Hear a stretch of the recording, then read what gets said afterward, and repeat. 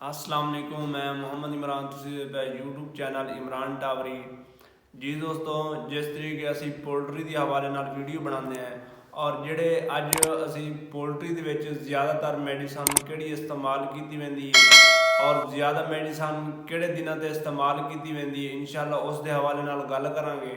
और वो मैडिसन ज़्यादातर किहड़ी मसले वास्ते इस्तेमाल होंदी आ और किहड़े दिनों ते जाके इस्तेमाल होंदी आ और वो मैडिसन उन्होंने दिनों के उत्ते क्यों इस्तेमाल ज़्यादा होंदी आ, वो पहले इस्तेमाल क्यों नहीं दवाइयाँ होंदियाँ और उन्होंने दिनों के विच ज़्यादातर किहड़ियां इस्तेमाल होंदियां और वो क्यों इस्तेमाल होंदी। जी दोस्तों, अज उसी तरीके अज दसांगे असी कि साडी जो मैडिसन है ज़्यादातर लूज ड्रापिंग वास्ते और मसले मसैल जिहड़ी अंतरियां दे बनते हैं और क्यों बनते हैं और ज़्यादातर वो मसले इन्हां दिनों के विच क्यों आते हैं, अंतरियां दे मसले मसैल वो ज़्यादातर क्यों आते हैं और उन्होंने वास्ते सानू मैडिकेशन जी है वो किहड़ी करनी चाहिए और वो मैडिकेशन किहड़ी चलानी चाहिए, इंशाअल्लाह उस दे हवाले नाल गल करांगे।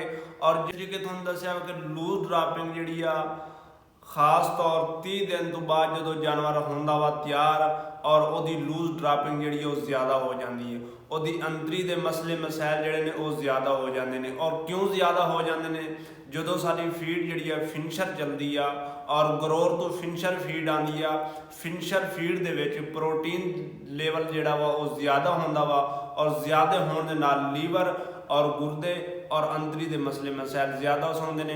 इस वास्ते सानू अंतरी वास्ते किहड़ी मैडिसन चलानी चाहिए और वो मैडिकेशन जी सारी सही काम किहड़ी करती आ और किहड़ी मैडिकेशन चलानी चाहिए।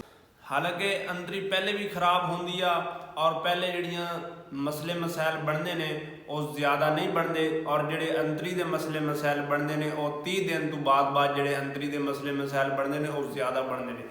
जदों वो मसले मसैल बनते हैं जानवर को बुखार होंदा वा और बुखार की वजह तो जानवर लूज ड्रापिंग करता, लूज ड्रापिंग जो करता वो सारा बॉडी वेट जोड़ा वा वो अपना काम करता वा, जो बॉडी वेट काम करता वा फिर उदों सानू नुकसान हो सकता। इस वास्ते जो थोड़ा जानवर फिनिशर फीड जो चल जाए थोड़ी और फिनिशर फीड के तुसी अपनी अंतरी वास्ते कोई ना कोई चीज़ लाओ और किहड़ी मैडिकेशन चलानी चाहिए है और वो मैडिकेशन जी जाके सही किहड़ी काम करती आ और वो वास्ते तुसी अमोक्सी चला सकते हो। जी अमोक्सी हैगी अपनी अंतरी ते भी काम करती आ, बुखार से भी काम करती है। अमोक्सी कोलिस्टीन चलाओ तुसी, यह दो चीज़ा काम करदियाँ और उस तो हट के नियोमाइसिन ला लो तुसी, लिंकोस्पैक्टन जी वो भी अंतरी ते काम करती है। इस तरीके काफ़ी सारी जो मेडिकेशन ने मैडिसन जी वो अंतरियों वास्ते होंदी है। अगर जानवर थोड़ा 30 दिन तो बाद जानवर जोड़ा है वो कोशिश करनी चाहिए वो लूज ड्रापिंग कवर करना चाहिए और वो अंतरी जी वो कवर करनी चाहिए, क्योंकि जो फिनिशर फीड चलती है वो प्रोटीन लेवल ज़्यादा होंदा वा, जानवर के उत्ते लोड ज़्यादा होंदा वा।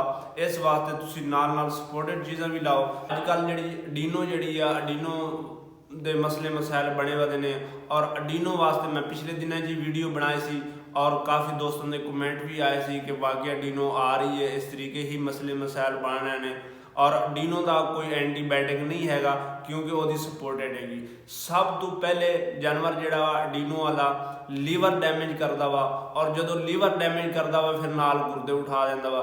जो डीनो आ जाए वो एंटीबायोटिक चलावे सारा काफ़ी सारा नुकसान करता। इस वास्ते तुसी सपोर्टेड चीज़ लाओ और वो अंतरी भी जी वो भी दुरुस्त रखो।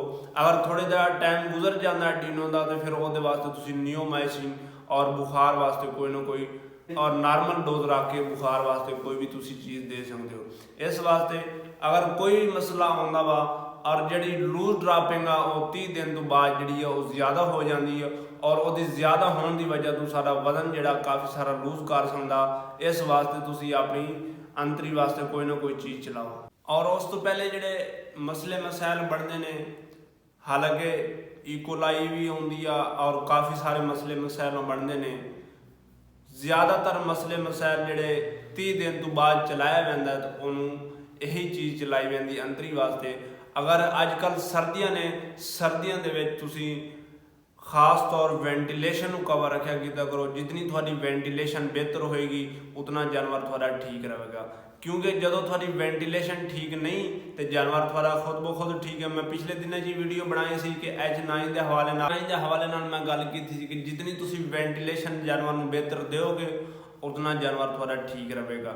ਇਸ ਵਾਸਤੇ ਅਗਰ ਤੁਹਾਡੀ ਵੈਂਟੀਲੇਸ਼ਨ ਠੀਕ ਨਹੀਂ ਫਿਰ ਸਾਹ ਦੇ ਮਸਲੇ ਮਸਾਇਲ ਬਣਨਗੇ, ਕਿਉਂਕਿ ਸਰਦੀਆਂ ਦੇ ਵਿੱਚ ਅਮੋਨੀਅਨ ਜਿਹੜੀ ਆ ਗੈਸ ਜਿਹੜੀ ਆ ਜਾਨਵਰ ਦੀ ਸਾਹ ਦੀ ਨਾਲੀ ਜਿਹੜੀ ਆ ਉਹ ਰੈਡ ਕਰ ਦਿੰਦੀ ਆ, ਸਾਹ ਦੇ ਕਾਫੀ ਸਾਰੇ ਮਸਲੇ ਮਸਾਇਲ ਬਣਾਉਂਦੀ ਆ, ਅੱਖਾਂ ਖਰਾਬ ਕਰਦੀ ਆ ਔਰ ਉਹਦੇ ਵਾਸਤੇ ਕਾਫੀ ਸਾਰੀ ਪਰੇਸ਼ਾਨੀ ਬਣਦੀ ਹੈ। ਇਸ ਵਾਸਤੇ ਤੁਸੀਂ ਵੈਂਟੀਲੇਸ਼ਨ ਜਿਤਨੀ ਬਿਹਤਰ ਕਰੋਗੇ ਉਤਨਾ ਜਾਨਵਰ ਤੁਹਾਡਾ ਠੀਕ ਰਹੇਗਾ। ਵੈਂਟੀਲੇਸ਼ਨ ਬਿਹਤਰ ਆ ਉਦੋਂ ਕਾਫੀ ਸਾਰੇ ਮਸਲੇ ਮਸਾਇਲਾਂ ਤੁਸੀਂ ਬਚ ਸਕਦੇ ਹੋ। ਵੈਂਟੀਲੇਸ਼ਨ ਦੇ ਨਾਲ ਤੁਸੀਂ ਹੋਰ ਵੀ ਕਾਫੀ ਸਾਰੇ ਮਸਲੇ ਮਸਾਇਲ ਆਉਂਦੇ ਨੇ।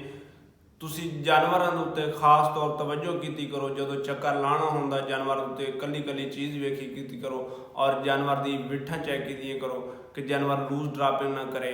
ਮੈਂ ਪਹਿਲੇ ਵੀ ਦੱਸ ਚੁੱਕਾ ਹਾਂ ਕਿ ਜਦੋਂ ਲੂਜ਼ ਡਰਾਪਿੰਗ ਜਾਨਵਰ ਕਰੇਗਾ ਉਦੋਂ ਕਾਫੀ ਸਾਰਾ ਸਾਨੂੰ ਨੁਕਸਾਨ ਦੇਗਾ, ਕਿਉਂਕਿ ਜਦੋਂ ਲੂਜ਼ ਡਰਾਪਿੰਗ ਕਰੇਗਾ ਸਾਡੀ FCR ਲੋ ਕਰੇਗਾ ਔਰ ਸਾਡਾ ਵਜ਼ਨ ਜਿਹੜਾ ਉਹ ਜ਼ਾਇਆ ਕਰੇਗਾ। ਇਸ ਵਾਸਤੇ ਲੂਜ਼ ਡਰਾਪਿੰਗ ਨੂੰ ਕਵਰ ਕਰੋ ਔਰ ਜਦੋਂ ਫਿਨਸ਼ਰ ਫੀਡ 30 ਦਿਨ ਤੋਂ ਬਾਅਦ ਜਾਨਵਰ ਜਾਂਦਾ ਵਾ ਤਾਂ ਔਰ ਜਾਨਵਰ ਦੀ ਪ੍ਰੋਟੀਨ ਲੈਵਲ ਜਿਹੜਾ ਵਾ ਫੀਡ ਦੇ ਵਿੱਚ ਉਹ ਜ਼ਿਆਦਾ ਹੁੰਦਾ ਵਾ। ਇਸ ਵਾਸਤੇ ਤੁਹਾਡੀ ਅੰਤਰੀ ਜਿਹੜੀ ਆ ਉਹ ਦਰੁਸਤ ਹੋਣੀ ਚਾਹੀਦੀ ਹੈ। ਉਹਦੇ ਵਾਸਤੇ ਅੰਪਰੋਲੀਅਮ ਵੀ ਚਲਾ ਸਕਦੇ ਹੋ, ਫੁਲਟਾਡਾਊਨ ਵੀ ਚਲਾ ਸਕਦੇ ਹੋ। ਫੁਲਟਾਡਾਊਨ ਬੁਖਾਰ ਤੇ ਕੰਮ ਕਰਦਾ ਵਾ ਔਰ ਅੰਪਰੋਲੀਅਮ ਜਿਹੜੀ ਆ ਉਹ ਅੰਤਰੀ ਤੇ ਕੰਮ ਕਰਦੀ ਆ। ਅੱਜ ਕੱਲ੍ਹ ਸਰਦੀਆਂ ਦੀ ਵਜ੍ਹਾ ਤੋਂ ਕਾਕਸੀ ਦੇ ਵੀ ਕਾਫੀ ਸਾਰੇ ਮਸਲੇ ਮਸਾਇਲ ਹੁਣ ਬਣਨਗੇ। ਜਿਹੜੇ ਦੋਸਤਾਂ ਦੇ ਬਰਾਦੇ ਗਿੱਲੇ ਹੋਣਗੇ, ਬਰਾਦਾ ਗਿੱਲੇ ਹੋਣ ਦੇ ਨਾਲ ਕਾਕਸੀ ਦੇ ਮਸਲੇ ਮਸਾਇਲ ਬਣਨਗੇ ਔਰ ਉਹਦੇ ਵਾਸਤੇ ਤੁਸੀਂ ਅੰਪਰੋਲੀਅਮ ਚਲਾਓ। ਜਿਹੜੇ ਦੋਸਤ ਦਾ ਮਸਲਾ ਬਣੇਗਾ ਔਰ ਉਹਨੂੰ ਚਾਹੀਦਾ ਵਾ ਕਿ ਉਹ ਆਪਣੀ ਐਂਟੀਬਾਇਓਟਿਕ ਫੌਰਨ ਚਲਾਏ। ਜਿਹੜਾ ਬੰਦਾ ਥੋੜੀ ਲਾਪਰਵਾਹੀ ਕਰ ਜਾਂਦਾ ਇਹਨਾਂ ਦਿਨਾਂ ਦੇ ਵਿੱਚ ਮਸਲੇ ਮਸਾਇਲਾਂ ਨੂੰ ਵੇਖਦਾ ਕਿ ਨਹੀਂ ਜੀ ਸਾਡਾ ਟਲ ਜਾਏਗਾ ਔਰ ਉਹਦੇ ਮਸਲੇ ਮਸਾਇਲ ਜ਼ਿਆਦਾ ਹੋ ਸਕਦੇ। ਉਮੀਦ ਕਰਨ ਕਿ ਜਿਹੜੀ ਅੱਜ ਦੀ मैं वीडियो बनाई ਤੁਹਾਨੂੰ अच्छी लगी होगी। अगर अच्छी लगी सारे चैनल को ज़रूर सब्सक्राइब करें और बेल आई बटन को ज़रूर दबा दें ताकि इदां दी वीडियो आप तक पहुँच रहे। तब तक के लिए अल्लाह हाफिज़।